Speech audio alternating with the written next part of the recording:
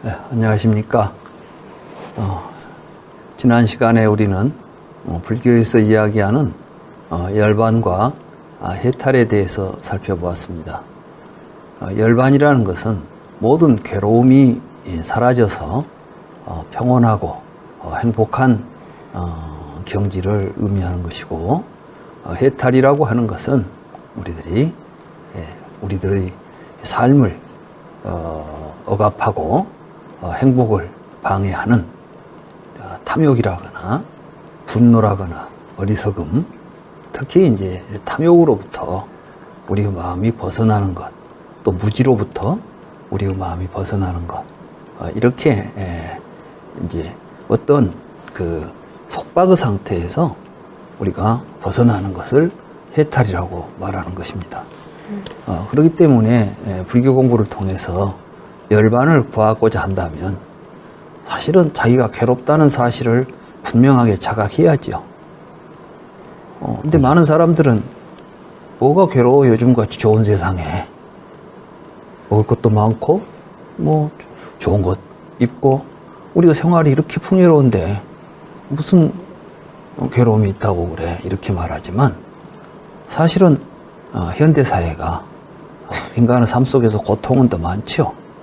겉으로 볼 때는 화려하게 보이지만 네. 아마 요즘 젊은이들이 살아가기가 옛날보다 더 힘들 거야. 그렇습니다. 우리 삶에 이런 괴로움이 있습니다. 네. 이러한 괴로움이 근본적으로 어디에 있는가를 우리가 알아야 하는데, 우리는 대부분 우리가 그때그때 느끼는 고통을 그냥 해결하려고만 하지 근본적인 해결을 하려고 하지 않는다는 말씀이에요. 네. 부처님께서는 그러한 근본적인 괴로움이 사실은 죽음과 연결되어 있다. 그래서 이제 죽음이란 무엇인가? 이 죽음을 해결하려고 했던 게 아니라 죽음이란 게 구체적으로 무엇인지를 정확하게 이해하는 데서 출발했던 거예요. 우리는 죽음을 잘 알고 있다고 생각하죠? 네. 네. 죽는 걸 누가 몰라. 그렇게 생각할지 모르지만 사실은 죽음이라는 것은 누군가가 죽는 거예요. 무언가가 죽는 거야. 그러면 누가 죽는데? 이렇게 이제 죽음을 우리가 그냥 막연하게 살면서 느끼고 있는 이러한 죽음은 잘 알고 있는 것처럼 보이지만은 죽는다는 사실이 무언가에 대해서 좀 더 깊이 들여다보게 되면 우리는 뭘 죽었다고 말해야 될까? 죽음이라는 말 자체도 굉장히 사실은 명쾌한 이해가 되어 있지 않다는 사실을 알 수가 있는 거예요. 네. 그래서 이제 붓다는 그 죽음의 문제가 네. 나라의 존재, 내가 시간적으로 항상성을 가지고 말하자면 태어나서 죽을 때까지 나라는 존재가 존재하면서 살다가 그놈이 죽는다는 생각을 하고 있다는 사실을 깨닫게 됐죠. 네. 우리가 죽는다는 것은 항상 누군가가 죽고, 네. 그 누군가는 바로 나하고, 네. 나는 태어나서 죽는 동안은 존재한다. 태어나서 죽을 때까지는 변함없이 나로서 존재한다. 그 나로서 존재한다는 것은 나라고 하는 독자성을 가지고 존재한다. 이런 의미가 되겠죠? 네. 네. 그러니까 죽음의 문제는 나라고 하는 독자성이 있는 무엇인가가 전제되어야 하는데, 독자적인 나라고 하는 그것이 실제하는가를 따져보니까 그건 실제하지 않더라는 사실이죠. 독자적으로 태어나서 죽을 때까지 내 몸도 독자적으로 존재하지 않죠. 내 몸은 먹고 호흡하고 생활해야만 존재하는 거란 말이죠. 네. 마음이라는 것도 보고 듣고 이럴 때 생기는 것이지, 우리 몸속에 마음이 턱 육체 속에 우리는 마치 이 마징가 제트나 네. 뭐 로봇 태권브이처럼 로봇 속에 로봇을 조종하는 마음이야. 이 로봇 속에 조종하는 사람이 들어있듯이 네. 내 몸속에 내 몸을 조종하는 정신이나 뭐 마음이 하나 들어있을 거라고 생각한단 말이죠. 그러나 사실은 우리 몸속에 내 몸을 통제하고 있는 어떤 실체로서 정신이 하나 들어가지고 이놈이 살다가 몸을 버리고 딴 데 가서 또 살고 이런 구조가 아니라는 사실을 알아야 되는데, 지금까지 많은 종교나 또 철학에서도 그런 존재가 있을 거라고 가정을 했죠. 근데 붓다는 그것은 실체로서 존재하는 게 아니라 우리들의 삶 속에서 이제 동사적인 삶 속에서 나타나고 있는, 연기하고 있는 현상들이다. 그렇기 때문에 근데 그것이 사실은 또 뭘 하냐면은 느끼고, 괴로움도 그놈이 느끼고 있고 행복도 그놈이 느낀단 말이죠. 네. 살아있는 존재가 살아있을 때 행복도 느끼는 것이지 안에 느끼는 존재가 있어가지고 몸을 통해서 느끼고 있지 않다는 거야. 그러니까 우리에게 중요한 것은 지금의 삶, 네. 그런 걸 느끼고 있는 이 삶 자체에 대해서 좀 더 정확하게 이해하고 이 삶을 네. 바르게 해야 되겠다. 네. 나에게 괴로움이 오는 것은 내가 잘못 살고 있기 때문이다. 잘못 생각하고 잘못 행동하기 때문이지, 나라는 존재가 밖에 있는 좋은 것과 나쁜 것 중에 좋은 것을 못 갖고 나쁜 것만 갖고 있기 때문에 괴로운 건 아니다, 이 말씀이죠. 근데 우리는 자꾸 이제 나라고 하는 것을 고정불변한 실체로 놔두고 네. 밖에는 나에게 행복을 주는 것과 불행을 주는 것들이 다 밖에가 있어요. 그래서 저것은 나한테 괴로운 거야. 그러니까 저건 멀리 해야 되고, 저건 나한테 행복을 주는 거야. 저건 내가 취해야지. 이렇게 해서 나와 내 것이라고 하는. 그러니까 이제 우리 인생은 내 것 만드는 이게 인생처럼 느껴지죠. 네. 네. 첫째는 내 물건 만들어야 되고, 내 집. 그렇지, 내 집도 만들어야 되고, 내 또 차. 내 차도 만들어야 되고, 내 직업도 만들어야 되고, 내 남편이나 내 아내도 만들어야 되고. 그러니까 전부 이제 어떤 관계들이 우리는 소유 관계가 돼버려요. 내 것이라고 하는 것. 그러니까 내 것을 놓고 저것을 누가 가질 것이냐를 놓고 이제 서로 싸우게 되는 거지. 네. 심지어는 이제 배우자 될 사람을 놓고도 서로 싸우잖아. 네. 요즘 뭐 어디 연속국에 보면 뭐 좀, 뭐 탐나는 이성이 있으면 서로 막 그걸 자기 걸로 만들기 위해서 막 온갖, 그 지략을 다 동원해서 하는 걸 이제 막 드라마로 만들고 그러면 사람들이 재밌어 그러잖아요. 네, 맞습니다. 마치 우리 인생이 그런 것처럼 우리는 이제 생각한단 말이지. 근데 붓다가 깨달은 것은 그런 삶이 그렇기 때문에 우리가 괴롭다는 거야. 그런 생각을 가졌기 때문에 괴롭다는 거지. 그래서 이제 제대로 된 생각을 해보자. 그렇게 되면 내가 좋다고 하는 것은 내가 좋다는 생각으로 만들어 놓은 것들이지, 네. 그 자체가 좋다고 할 수 있는 것도 없더라는 것이지. 그죠. 네. 우리는 우리 스스로 이제 뭔가를 만들어 놓고 좋다 나쁘다 한단 말이에요. 예를 들어서 다이아몬드 좋죠. 흙덩어리 좋아 안 좋아? 별로 필요 없죠. 필요 없죠. 네. 근데 사실은 다이아몬드보다 흙덩어리가 훨씬 필요하지. 그저 생각해보면. 그렇죠. 왜냐하면 짚어줘야 다이아몬드 되고. 없이는 살 수 있지만 이 지상에 흙이 없다면 살 수. 우리는 그죠. 10분도 못 버텨. 만약에 온 땅덩어리가 다이아몬드로 돼 있다고 생각해봐. 그러면 해가 뜨는 순간 우리는 다 죽어버려 그냥. 그렇지만 흙이 온도도 유지시켜주고 모든 식물도 자라게 해주고 모든 생명이 살 수 있도록 흙이 있기 때문에 우리 지구에 생명체가 있는 거예요. 그죠. 그런데 사실 더 중요하지 않아, 흙이. 네. 근데 우리는 한 사람도 흙이 더 중요하다는 생각을 안 하는 거야. 뭐 다이아몬드라는 건 언제부터 중요한 것이 됐지? 희귀해지면서. 사람들이 거기다가 희귀하다고 하는 또 누군가가 거기에다 가치를 부여함으로써 된 거야. 그러니까 사실은 그 자체가 가치 있고 의미 있는 것이 아니라 우리들이 거기에 가치를 부여했던 것이지. 세상에 있는 가치는 전부 그런 것들이에요. 그 사실을 알게 된다면 우리는 이제 이미 주어진 가치에 매몰돼 가지고 다른 사람들도 전부 좋아하니까 나도 막 좋아하고 그래서는 안 된다는 것이지. 스티브 잡스가 그 이야기 했잖아요. 다른 사람 식으로 사는 건 다른 사람들이 만들어 놓은 것 속에서 산다는 것은 의미 없는 거야. 우리는 이제 각자 자기 삶을 자기가 주인이 되어서 살 필요가 있다. 붓다는 이제 그걸 우리에게 가르치고 있는 거예요. 그렇게 된다면 다른 사람들이 뭐라고 하든 나는 나에게 중요한 것이 무엇인지, 내 삶에 가치 있는 것이 무엇인지를 내가 스스로 생각해가면서 이제 살아갈 필요가 있다. 이런 이야기가 네. 되겠죠? 네. 네. 참 어려운 것 같아요. 근데 이게 현실에 적용을 해서 하는 게 어려운 것 같아요. 그렇죠. 네. 그래서 수행이 필요한 거야. 네.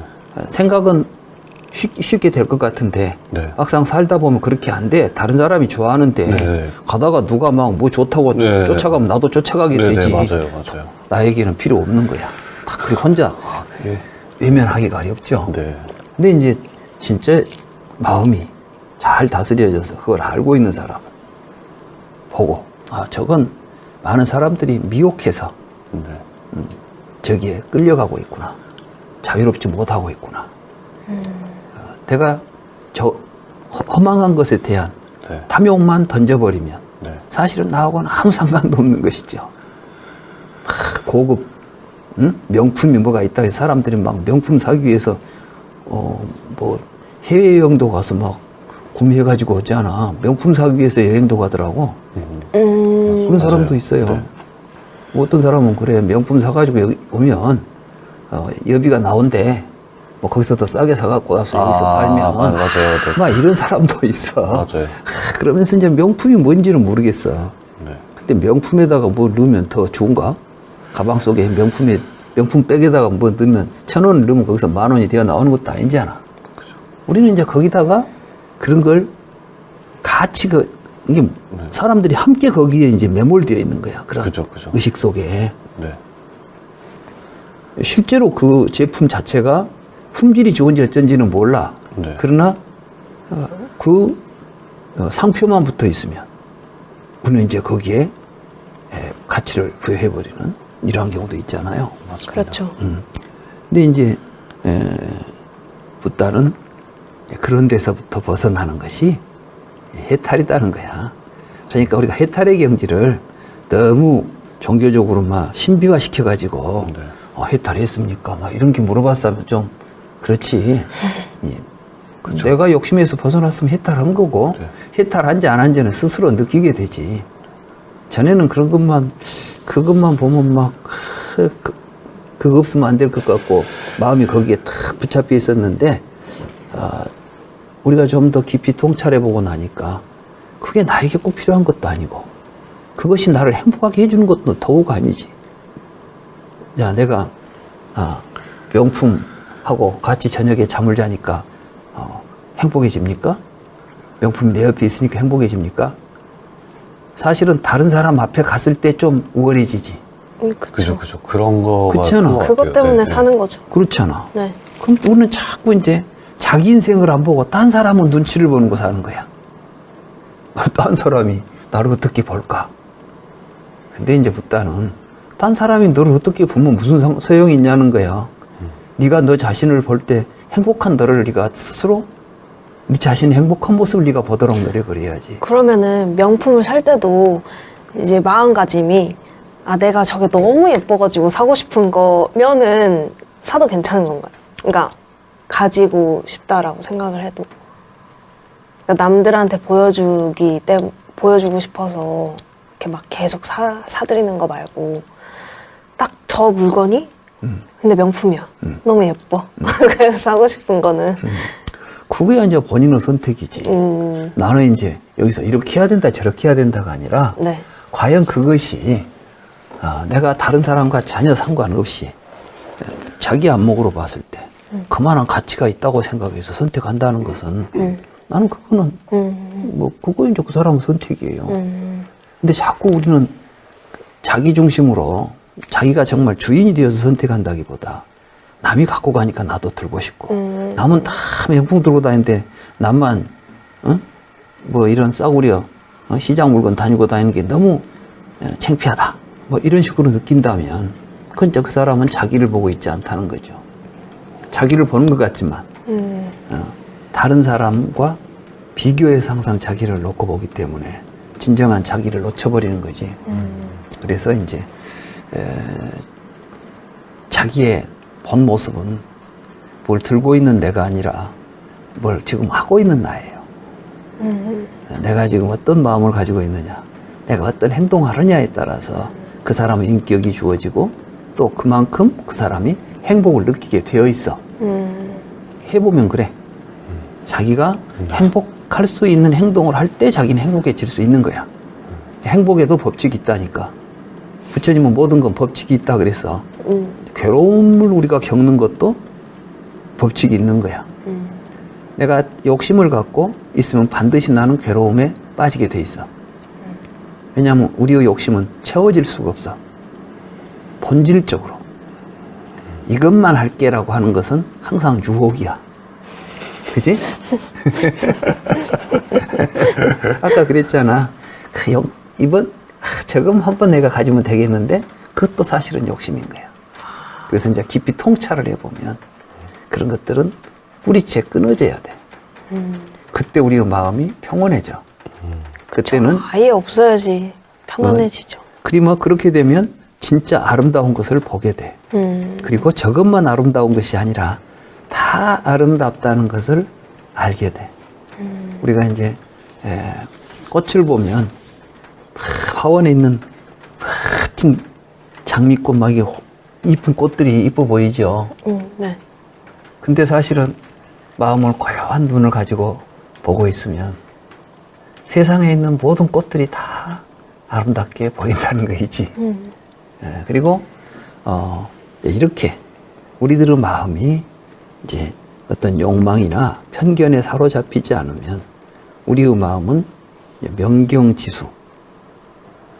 명경지수라는 것은 네. 물이 고요하게 바람이 불지 않는 고요한 호수의 물은 마치 밝은 거울처럼 모든 걸 그대로 비춰내죠.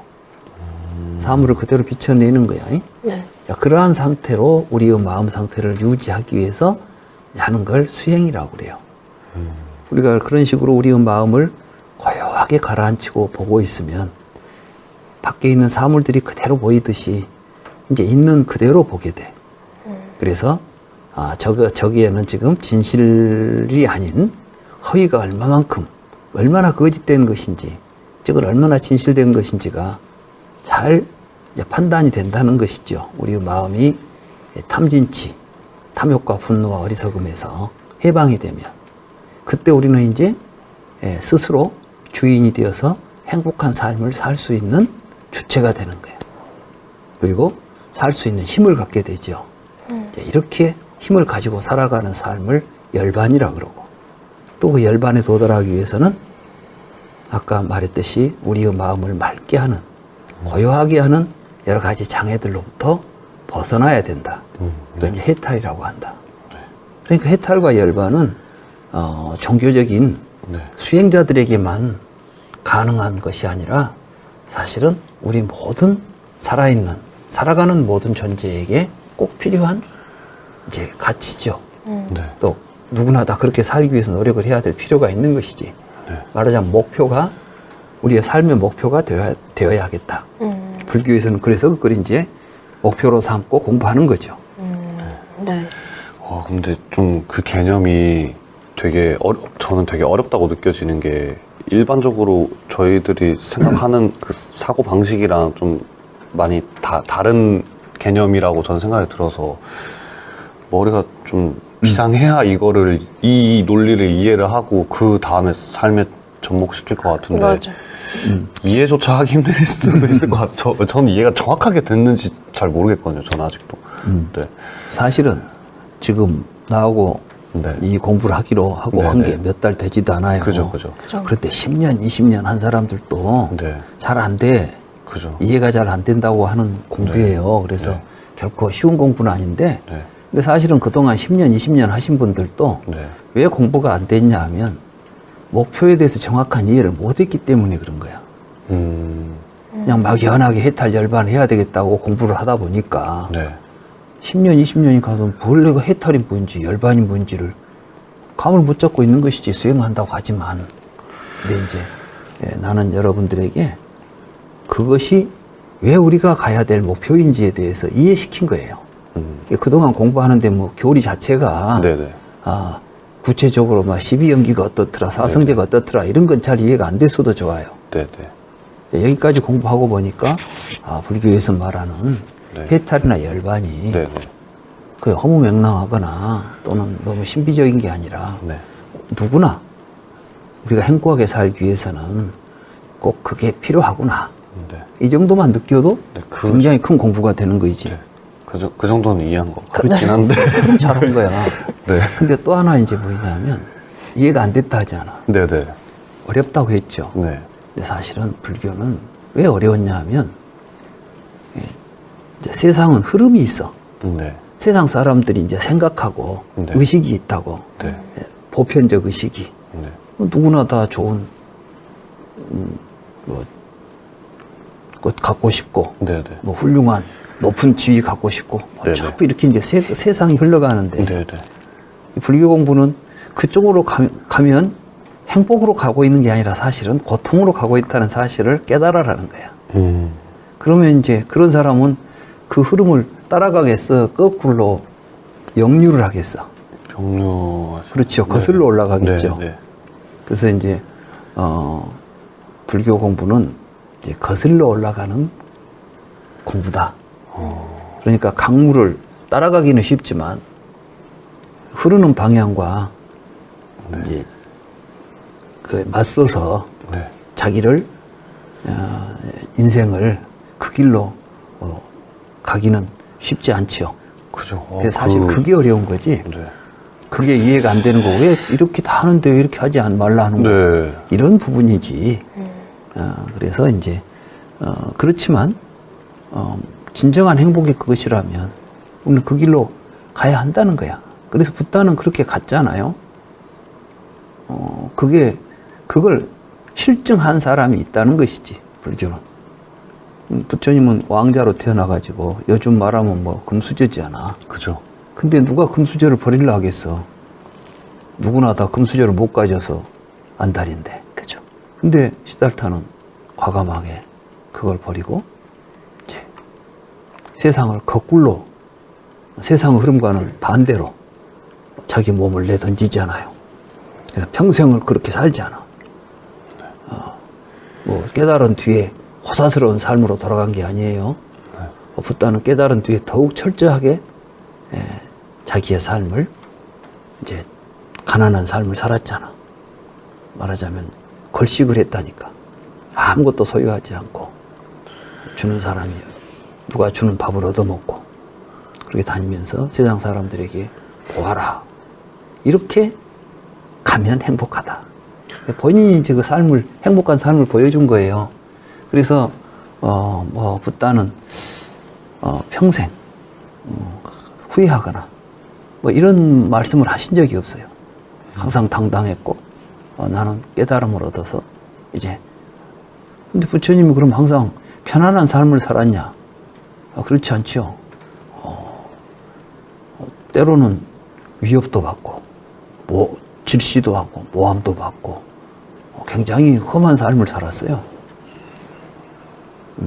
예를 들면, 제바달다라고 하는 제자는 자기가 이제 부처님 좀 연로하시니까 자기가 그 교단에 이제 지도자가 되고 싶어가지고, 물러나시오. 나한테 지도자 자리를 양보하시오. 이렇게 이제 직접 대들어요. 근데 부처님께서 부처님은 누구를 앞에서 끌고 간다고 생각하신 분이 아니잖아. 근데 뭐 이제 교단이 만들어졌으니까 교단의 지도자니까 사람들이 부처님을 이제 추종하겠지. 부처님은 사실은 그 추종자들을 앞에서 끌고 가는 사람이라고 생각한 적이 없어. 이제 다른 종교는 지도자라고 생각하지 않아. 그러니까 이제 기독교 같은 경우는 예수님을 목자라고 그러죠. 그 목자는 뭐냐면 양들을 끌고 다니는 사람이야. 네. 그러니까 지팡이 들고 다니면서 음한 데로 가면은 매도 때리고 네. 못 가. 이 따라와. 그리고 강요하죠. 네. 근데 부처님은 안내자야. 가이드. 안내자는 뭐야? 가이드. 가이드하고 네. 목자하고는 틀리지. 그죠. 네. 가이드는 뭘 하냐면은 자기가 알고 있는 길을 알려주는 거야. 자, 이리 가면 이런 게 있습니다. 그럼 가고 안 가고는 누구가 결정해? 각자. 그 사람 스스로가. 그렇지. 근데 양 떼는 지가 갈 길을 결정해. 목자가 가라는 대로만 가야 돼. 목자가 가라는 대로 가야죠. 가라는 대로만 가지 않아. 근데 이제 이 제바달다는 목자가 되고 싶었던 거지. 부처님은 모든 사람은 삶의 주인이기 때문에 나는 그들에게 바른 행복의 길이 있다는 것만 알려주면 길은 자기가 가는 거죠. 이렇게 이제 부처님은 가르친 분이에요. 그러다 보니까 이제 제바달다가 불만이지. 교단을 만들었으면 저렇게 사람들이 많이 따라오면 엄하게 규율도 정해가지고 벌도 막 주고 그래야 되는데 부처님은 다 뭐 자비롭게만 하단 말이지.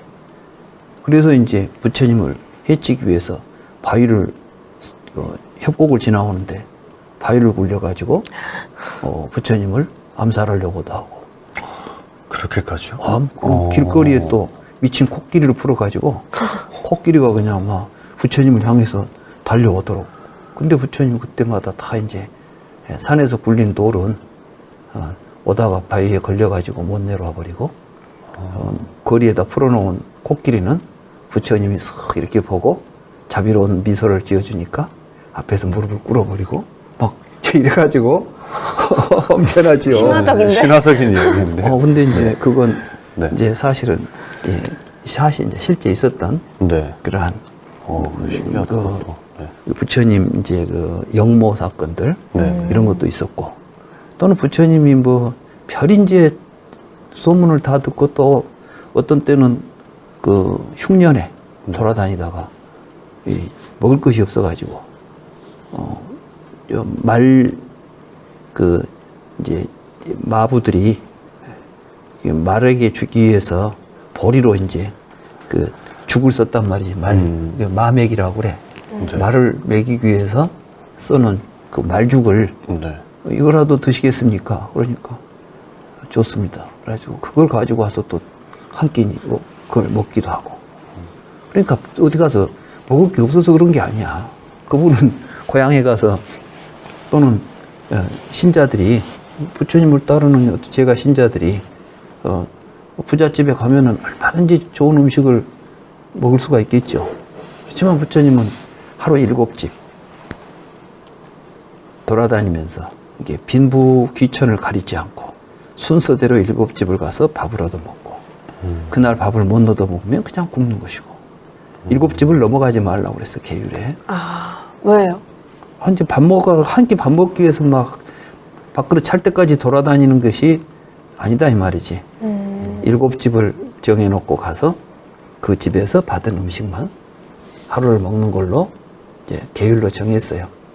부처님도 그 계율에 그대로 따라서 수행을 했고, 그러면서도 부처님은 한 번도 자기 자신의 선택이나 이런 것들에 대해서 이제 후회하거나 네. 그러지 않았다는 것은 그분이 얼마나 그 삶 자체에서 우리의 삶이 얼마나 우리 마음가짐을 이렇게 가지고 갈 때 언제 어디서든지 행복할 수 있는가를 몸소 보여준 거이지. 그래서 이제 부처님을 따르는 걸 우리가 성불이라고 그래.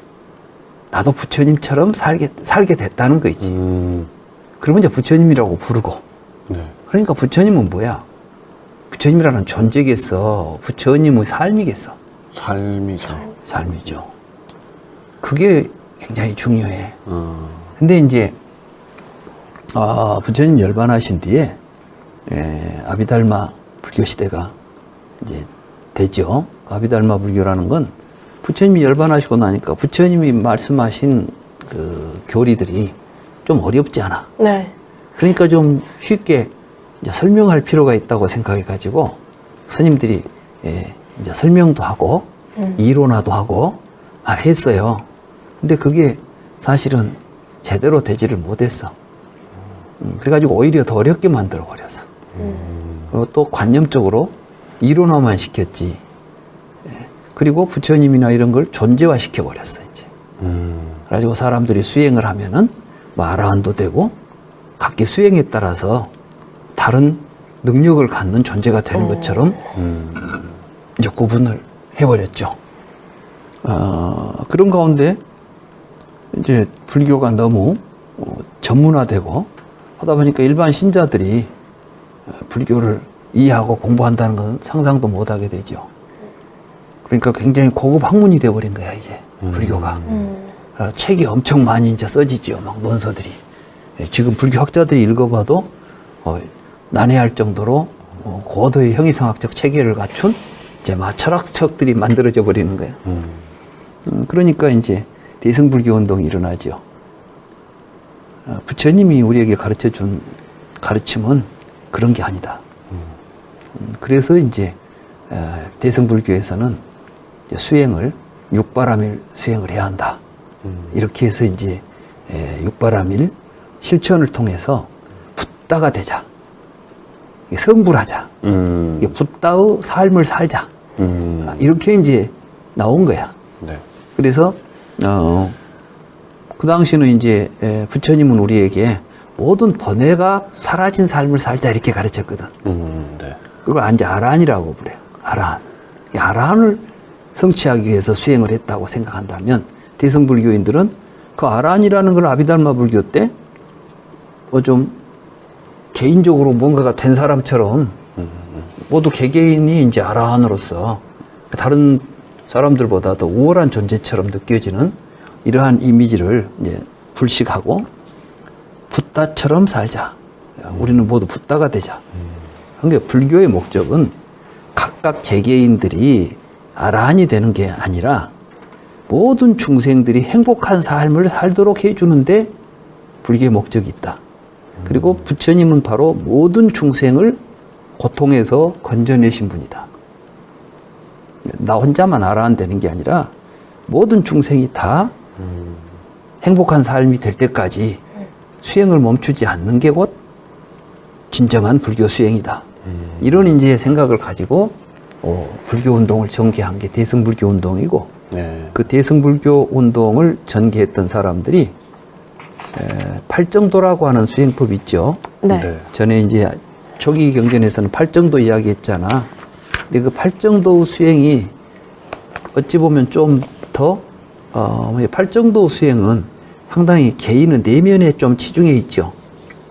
내가 바른 생각을 가지고 바르게 말하고 행동하고 여러 가지 네. 이제 정사 정어 정업을 하지 않아. 정견 정사 정어 정업을 통해서 바른 생활, 말하자면 바른 직업, 바른 생계를 유지하면서 열심히 마음을 집중해서 선정에 들어서 살아가자 이렇게 하는 게 이제 팔정도였잖아요. 네. 근데 이제 대승불교에서는 그것도 수용하지요. 그래서 팔정도는 이제 크게 좀 더 팔정도를 좀 더 큰 구조로 정리하면 계정해라고 그래. 그러니까 계율을 잘 지키고 선정을 지켜서 선정을 통해서 지혜, 바른 생각을 가지고 살아가도록 하는 게 불교의 이제 수행이다. 이게 이제 초기 경전에서 그러니까 대승불교가 나타나기 전에 부처님 당시에 부처님이 우리에게 가르쳤던 수행을 좀 더 팔정도를 좀 더 간단히 말하면 계정해라고 말할 수가 있어요. 네. 그걸 계정해 삼학 세 가지를 공부한다 이렇게 말하는 것인데 이제 대승불교 운동은 이 계정해를 그대로 수용해요. 그러면서 이 계정해는 이제 어떻게 보면 각각 그 개개인들의 수행에 초점이 맞춰져 있다고 한다면 이제 그거보다도 사회성을 갖는 이제 사회적 실천 이걸 좀 더 강조하게 돼. 그러니까 처음 이제 출발부터 보시라는 개념을 이제 수행의 출발점으로 삼는 거야. 지계는 이제 계정의 사막 가운데 계에 해당하지 않아요. 네. 네. 인욕 같은 것도 인욕도 어디서 하냐면은 혼자 참는 거 아니지. 상대가 있어야 참는 거 아니야. 누가 나를 때리거나 나를 욕했을 때 참는 거이지. 혼자 앉아서 인욕한다고 앉아있을 수는 없잖아요. 네. 그러니까 인욕이라는 것은 혼자 이렇게 막 앉아있는데 다리가 아파도 참는 걸 인욕이라고, 그런 걸 인욕이라고 하지 않아. 인욕은 뭐냐면 상대방이 나를 욕하고 막 나한테 폭력을 가하고 그래도 내가 그걸 그 사람에 대해서 잔인한 생각, 악심 이런 걸 일으키지 않고 항상 자비로운 마음으로 그 사람을 보고 상대할 수 있는 마음, 이런 걸 이제 인욕이라고 부르죠. 그러니까 인욕 같은 것도 보면 이제 혼자 하는 게 아니잖아. 네. 또 계율도 사실은 마찬가지야. 우리가 계라는 것은 나 혼자 살면서 계가 필요한 건 아니죠. 그죠. 그쵸. 우리가 이 사회적으로도 법이라고 하는 건 나 혼자 있는데 뭔 법이 필요하겠어.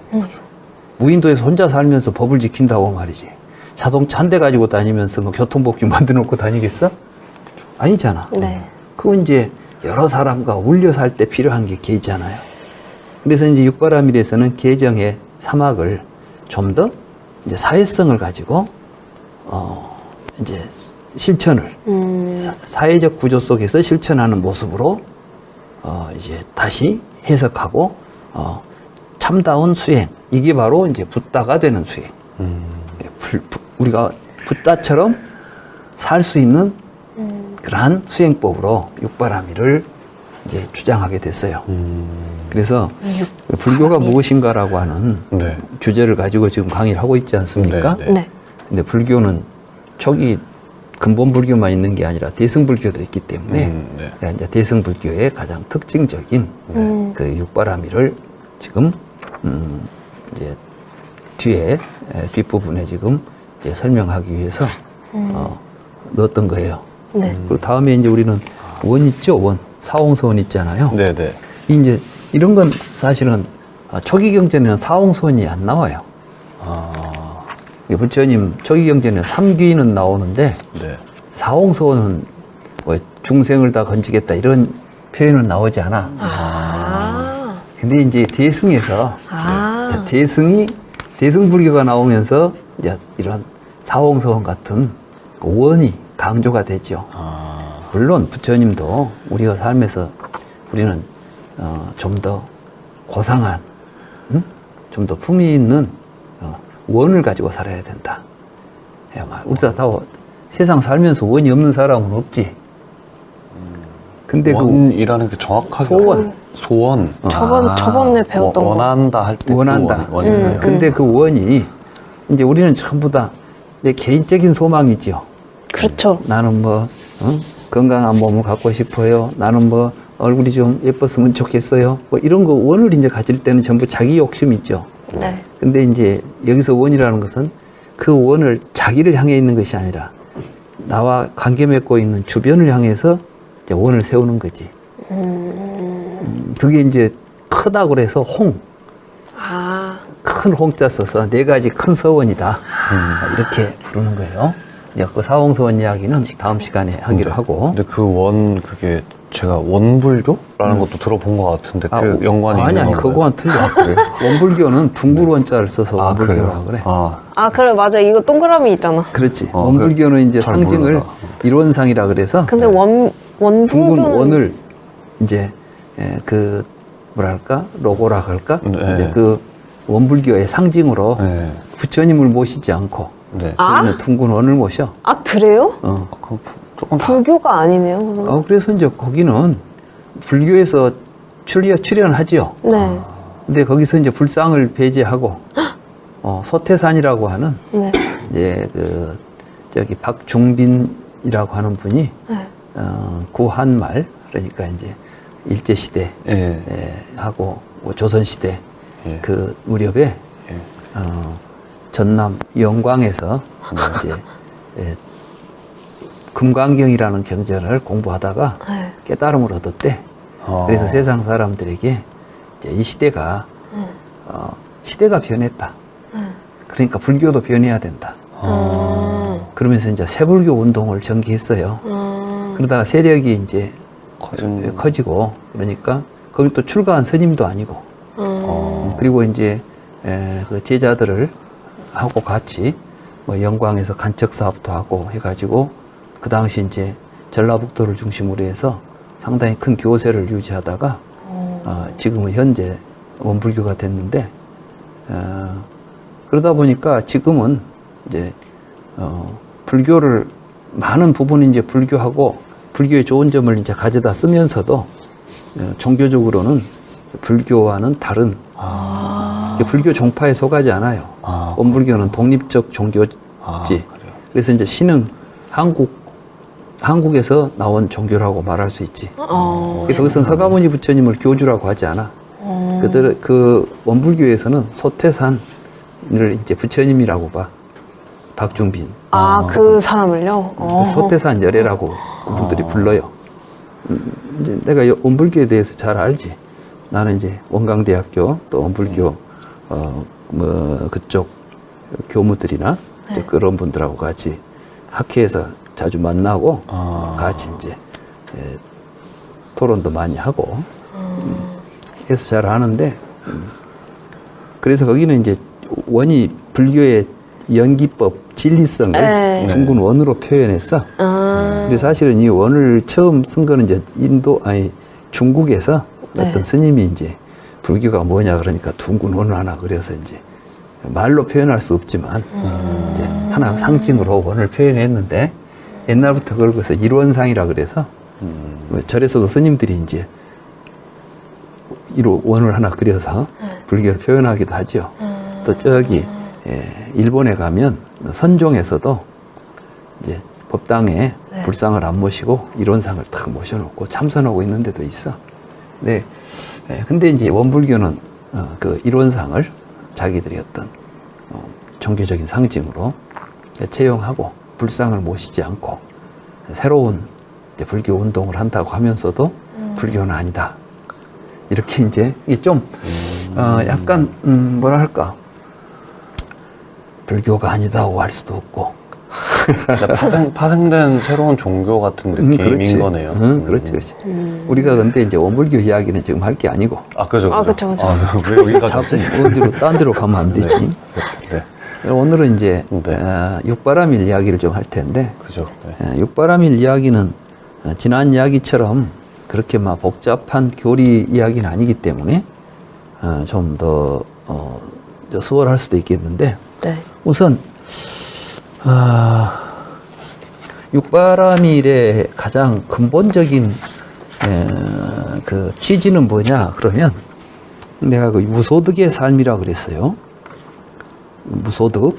네. 무소득이라는 것은 이제 얻으려고 하지 않아. 소득이라는 것은 내가 뭐 이익을 내가 이제 뭘 하게 되면 소득이 있네 없네 하지 않아. 네. 소득이라는 자기화된 것들이야. 근데 우리는 전부 인생을 살면서 자기라는 거 하나 딱 설정해 놓고는 지껏 만들기를 좋아한다니까? 그렇지 않아요? 네. 그래서 인생은 뭐냐 그러면 내 것 만들다 가는 거야. 생각해봐. 근데 사실은 죽을 때 보면 내 것이 하나도 없어, 사실은. 돈도 내 것인 줄 알고 벌어놨더니 죽을 때 가지고 갑니까? 못 갖고 가지 않아. 네. 그걸 정확하게 이해하자는 거지.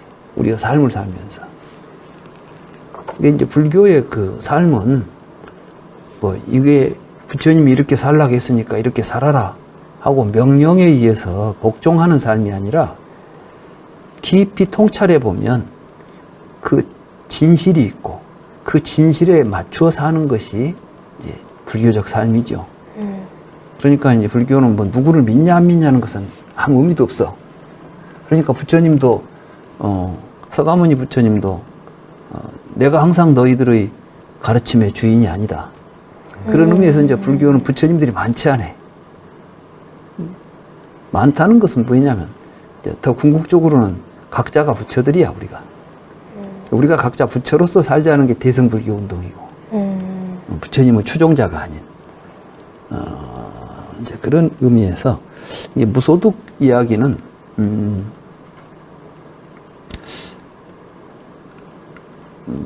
내가 지금 그 옛날 이제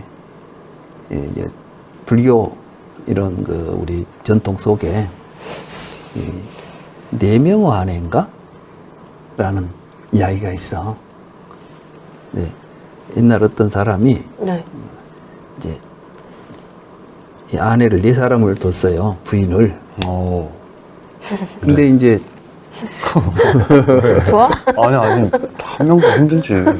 그렇지. 근데 이제 근데 이 큰 부자니까 이제 4명이나 뒀는데 누구를 제일 사랑했겠어? 뭐 누군가 있었겠죠? 혹시 그 4명 중에 없나요? 4명 중에 있지. 있어. 네. 네 명이- 마지막? 그렇지, 이제, 제일 젊고, 그니까. 예쁘니까 제일 응. 마지막에 이제, 마지막 부인이 제일 젊고 예쁠 거 아니야. 응. 제일 먼저 결혼한 부인은 젊어서 결혼했고, 이제 늙어서 또 했을 때는 늙은 여자하고 결혼했겠어. 예쁜 돈은 애랑. 많으니까 예쁘고 젊은 여자하고 했겠지. 그래 이제 죽을 때가 됐어. 죽을 때가 되고 보니까 혼자 죽기가 너무 외로운 거야. 그래서 이제 제일 그, 같이 묻은 거예요? 이제 그렇게 안 되고 이야기를 들어봐야지 벌써부터. 가자고 이제 가장 사랑하니까 그 여자도 나를 사랑할 것이다. 내가 그렇잖아. 우리는 그렇잖아. 내가 사랑하면 저도 나를 사랑할 거라고 생각해. 그쵸. 근데 사실은 많이 안 그런가 보더라고. 그런, 저만 좋아하지 상대방은 또 생각이 따로 있어. 그렇죠. 그런 경우들이 있잖아. 많죠. 그래 이제 그 마지막 4번째 부인한테 이제 죽게 됐는데 내가 곧 병으로 곧 죽게 된다는 걸 알지 다. 네. 옆에 이제 옆에 있으니까 이제 그럼 내가 너를 너무 좋아한다, 사랑한다. 그러니 나랑 같이 저 세상을 나랑 같이 가자. 그러니까 펄쩍 뛰면서 무슨 그럴 수가 어디가 있냐. 나는 그렇게 못한다. 내가 당신 갈 때 내가 그냥 죽으면 당신 장례는 치러주겠다. 그 대신 내가 당신을 따라갈 수는 없다. 그러니까 이제 얼마나 실망했겠어. 그래도 이제 3번째 부인이 있잖아. 3번째 부인한테 이야기를 하니까. 그러니까 3번째 부인이 내가 당신이 죽으면 내가 슬피 울고 문 밖까지는 따라가겠는데 저승까지는 따라갈 수가 없다. 그 이제 두 번째. 2번째 부인을 갔더니 2번째 부인이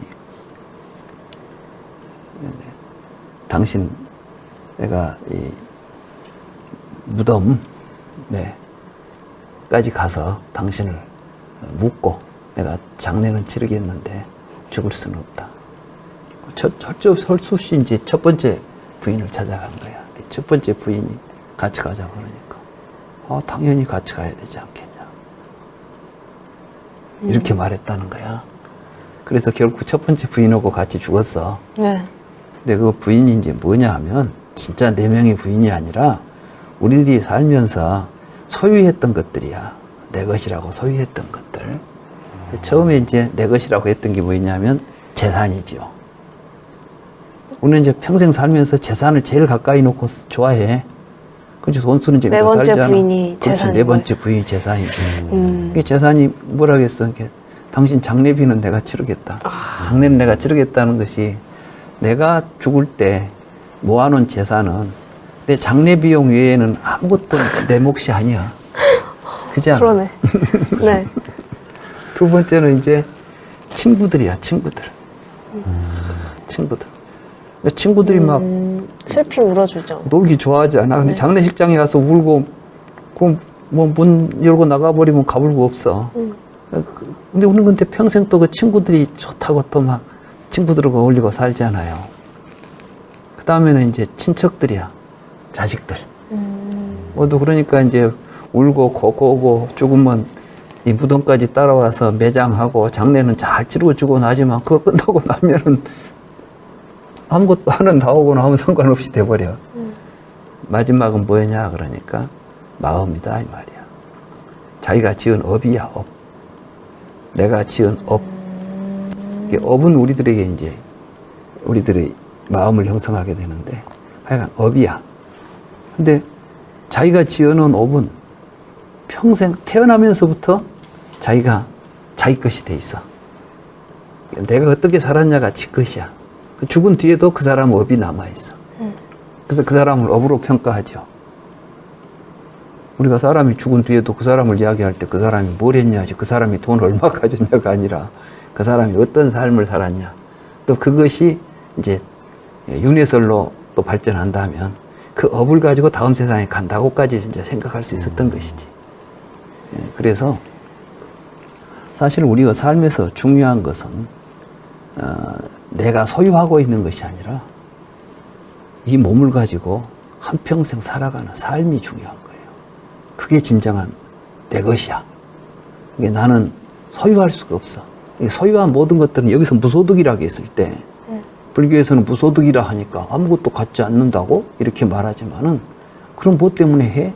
이렇게 말할 수 있잖아요. 근데 그 무소득이라는 말 속에는 우리가 소유할 수 있는 것은 없고 소유하려고 했던 어떻게 했던 간에 우리는 삶 속에서 살았던 과정 속에 내가 행했던 업만이 행위만이 진정한 자기 것이다. 이걸 의미하는 거예요. 그래서 이제 우리가 육바라밀을 행할 때도 보시를 행하고 나면 공덕이 많이 생길 거 아니야. 네. 그 보시 공덕이 내 것이라고 취하지 말라는 거지. 내가 보시를 했으니까 그 대가를 내가 바라지 말라는 거예요. 우리는 지금 대가 바라지 말라 하면 좀 공허하지. 그러면 아무 뭐 대가도 없이 이래란 말이요. 우리에게는 이제 대가라는 게 굉장히 익숙해져 있죠. 우리에게만 그런 게 아니야. 지금까지 이제 인류가 살아오면서 항상 생각했던 건 뭐냐면 내가 어떤 일을 하면 그 대가가 있어야 된다고 하는 걸 너무 당연하게 생각해 왔죠. 근데 이제 부다는 행한 것 자체가 중요하지 대가가 중요한 게 아니다. 이미 행했을 때 결과가 입니다. 네가 받을 수 있는 결과는 다 완성됐다 이렇게 보는 거야. 그래서 이제 여기 그런 그 근본적인 취지 아래서 육바라밀이 이야기돼요. 그러니까 불교에서 이제 보시하라, 남에게 베풀라 이렇게 말할 때 내가 베풀면 본래 이제 초기 경전에 부처님은 천상에 가고 싶으면 다른 사람에게 많이 베풀어라 이렇게 말했어요. 그러니까 아비달마 불교나 이런 데서는 또 초기 경전에서는 보시는 하늘나라에 이제 천상에 가는 길이야, 보시가. 그러니까 수행을 통해서 열반에 가는 게 아니라 그냥 천상에 가는 윤회한다 오면은 하늘로 올라가는 업을 지은 이제 업에 해당하는 것이지 보시라는 게. 그런데 대승불교 오게 되면 보시를 이제 그렇게 받아들이는 게 아니라 부처되는 길로 이제 해석하게 돼요. 그래서 초기 대승 운동이 시작될 무렵에 만들어진 것이라고 생각되는데 육도집경이라고 하는 경이 이제 있는데 네. 육도라는 게 육바라밀을 육도라고도 불러. 그래서 부처님이 전생에 보살로서 수행하실 때 어떤 수행을 해가지고 부처가 되었느냐, 육바라밀 수행을 했다. 이런 이제 내용이야. 그래서 서가모니 부처님이 전생에 보살로 수행을 할 때 이러이러한 일들이 있었다 해가지고 많은 이야기들을 엮어서 육도집경이라는 경을 이제 부처님 돌아가신 뒤에 만들어낸 거예요. 내가 이제 그 경을 중심으로 해서 육바라밀에 대한 설명을 이 책에서 했던 것입니다. 그래서 이제 첫째 보시는 보시를 행하되 대가를 바라지 않는 보시는 얼마나 큰 공덕이 되는가 이런 걸 이제 보여주는 거야. 여기 예를 들면은 어떤 이제 이 보살 이제 서가모니 부처님 전생에 보살로 수행을 할 때 보시를 너무 잘해. 근데 보시를 하면 천상에 간다 그랬죠. 네. 천상 가운데서도 이제 제석천이라는 그 하늘이 이제 있는데 그 제석천에 있는 천왕이 내려다 보니까 너무 보시를 잘하는 거야. 근데 사실 제석천왕이 된 것도 보시를 잘했기 때문에 그 천왕이 될 수 있었던 거야. 근데 그러면 이제 이 제석천왕이 생각할 때 자기보다 더 열심히 보시를 하는 사람을 보면 어떤 생각이 들겠어? 내 자리를 빼앗겼구만. 그렇지. 학교에서 내가 지금 1등인데 나보다 더 열심히 공부하는 학생을 친구를 보면 어떤 생각이 들어? 응? 잘못하면 저 녀석한테 내 이 자리를 빼앗길지도 몰라. 그런 생각이 들지 않아. 네. 그래 이제 제석천왕이 그 보살을 이제 못하게 막으려고 가서 이제 너는 왜 이렇게 보시를 하느냐 그러면서 보시를 하게 되면 큰 화를 당한다. 보시하면 다 지옥에 떨어진다.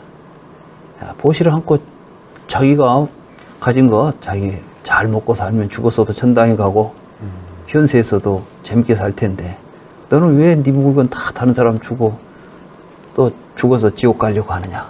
그러니까 그럴 리가 있냐. 보시에서 지옥에 간다니. 그러니까 이제 자기가 이제 제석천왕이니까 신통력이 있지 않아.